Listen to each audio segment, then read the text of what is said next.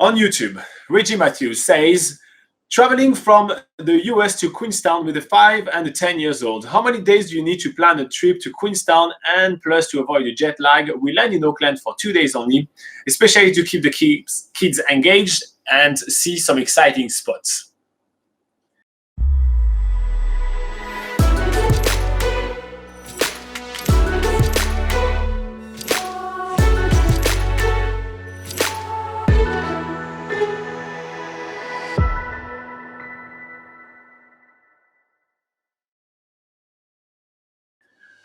All right, so traveling with kids is always kind of hard, especially when you want to manage jet lag as well, because I'm suspecting Reggie is coming from the US, and there you're going to have a little bit more, you're going to have a little bit more jet lag because you fly quite far away.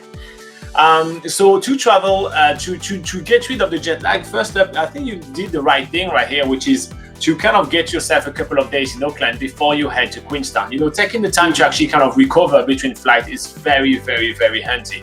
In fact, if you are flying from anywhere else, you know, let's say you're flying from Europe and you have a stopover, let's say in Dubai or in Hong Kong or in Singapore, it may pay off to actually take 1 or 2 days to explore Singapore, Dubai and Hong Kong. They're wonderful places.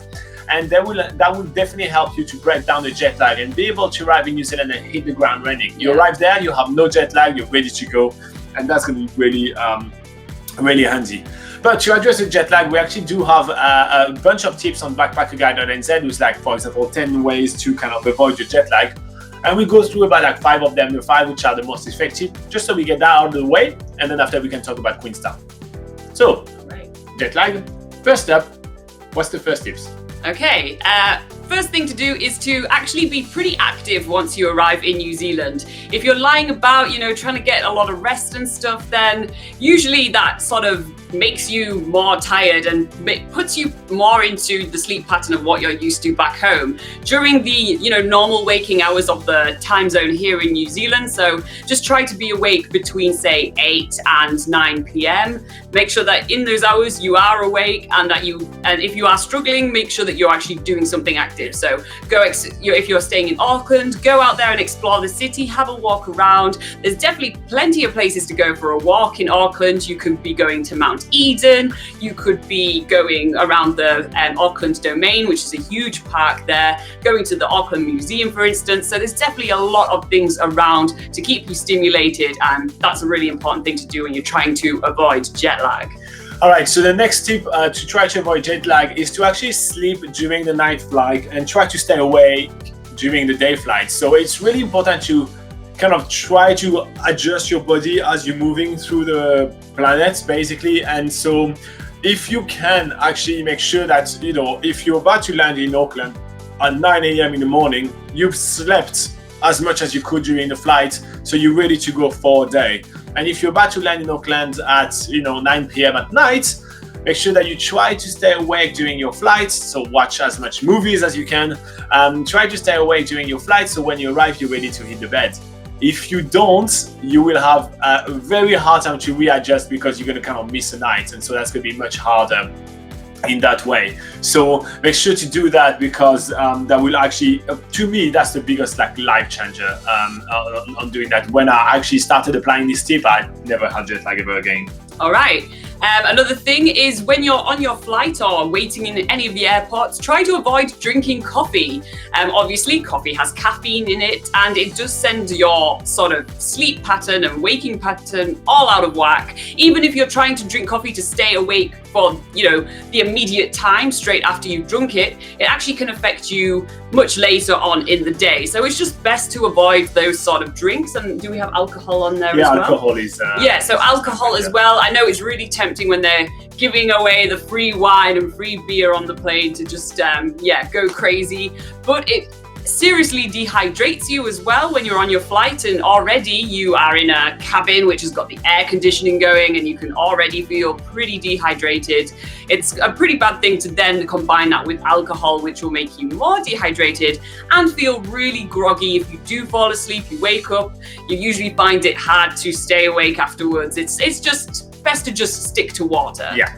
And finally, I'm going to go for one last one. It's just to turn off your phone at night, because you're going to be on the other side of the world. Every single one of your friend and family, we're going to start messaging you and say, hey, did you make it all right? You know, is everything, you know, are you having fun, blah, blah. But that's going to be in the middle of the night for you. You're never going to be able to sleep. So make sure to turn off your phone so you actually have a nice night of sleep. Yeah. All right. Now, Reggie, you're telling us that you're going to be arriving in Auckland, you're going to spend 2 days in Auckland, and then you're going to go down to Queenstown. So that's a great way to do it. And to be fair, you don't need that long to explore Auckland. It doesn't really represent what New Zealand is all about. There's a few good things to do in Auckland, don't get me wrong. But, you know, once you've done a couple of stuff in Auckland and keep active, you know, we advise you to maybe head to Rangitoto Island, which is really nice, and then take the kids up the Sky Tower, and they're going to really love it. Once you've done that, then you take your flight to Queenstown, and then you have a blast. Now, Queenstown has a lot to offer. Some people spend literally 2 weeks in Queenstown, but we think that, you know, about a week in Queenstown is good enough, and then you want to head on the road and start exploring more areas to do, more things to do around New Zealand and around the South Island.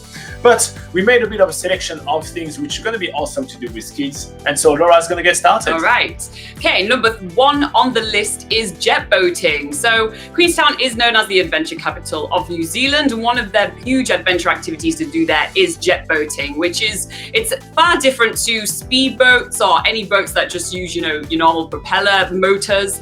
This actually takes up water and shoots it out the bottom of the jet boat. So it sort of skims along the surface of the water, which can create some really crazy rides. So the jet boats do 360-degree spins on the water. It does near misses to usually narrow canyon walls.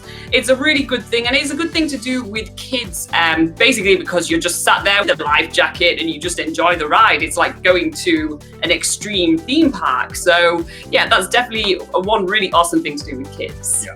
So another really awesome thing to do with kids is to go to the underwater observatory. You're going to be able to see what's happening under, below the waterline in the New Zealand rivers and lakes. It's really awesome. There is plenty of fish to see. The kids absolutely love that. I don't really. And you're forgetting about the diving ducks. Oh, come on. When you see these ducks diving in the water, and it's pretty crazy to see. But yeah, no, that's really awesome. The kids really love that. Usually. Yeah. Another must-do for any family traveling to Queenstown is the luge, and this is basically downhill go-karting, which can be found at the top of the Skyline gondola. And there's a few different tracks, and you sort of just use a go-kart, which all is powered by gravity. You just go there and control the speed of the go-kart for the whole time.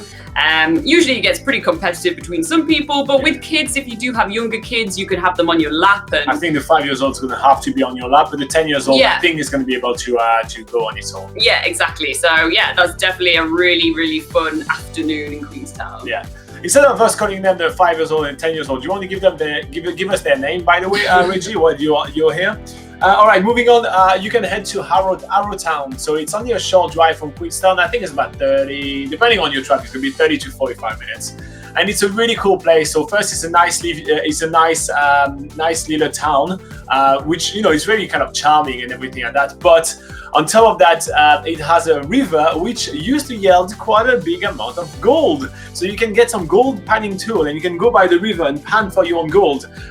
You won't be rich, you won't get rich out of doing that, that's for sure. But it's really fun, and kids really love to do that. And if you get a speck of two, it's a really awesome souvenirs to bring back. So just got the name. So Livia and Julia will have a blast doing that. Yeah, and if Livia and Julia are adventurous little kids, then you can go whitewater rafting with them, which does sound quite extreme to start with, but there are some child-friendly whitewater rafting trips that you can do in Queenstown. There's not usually some major rapids. They're usually very sort of small rapids. You're in a big sturdy rafting boat, and there's usually a lot of fun activities that the guides give you along the way, like jumping in the water and all sorts of really fun things to do. So that could be an option as well. Yeah. And finally, you want to head to Milford Sound. Now, we suggest taking a bus tour to go down from Queenstown all the way to Milford Sound, and it's a whole day tour. It's really awesome. It will show you some of the most beautiful places to see in the whole country. But yeah, it's more of like a scenic kind of journey, but there's a lot of stops along the way which are quite fun, and you're really going to want to see that. So the kids are gonna have to follow. You've got to see before time. Yeah. So that would make it for quite a really full week in Queenstown, but that should be enough to make the most of this awesome place in the country. Now, if you guys find that useful, make sure to like and subscribe. It really helps us out a lot, and we'll put a few links for you guys in the description below just to help you out planning even more of your trips with kids in New Zealand.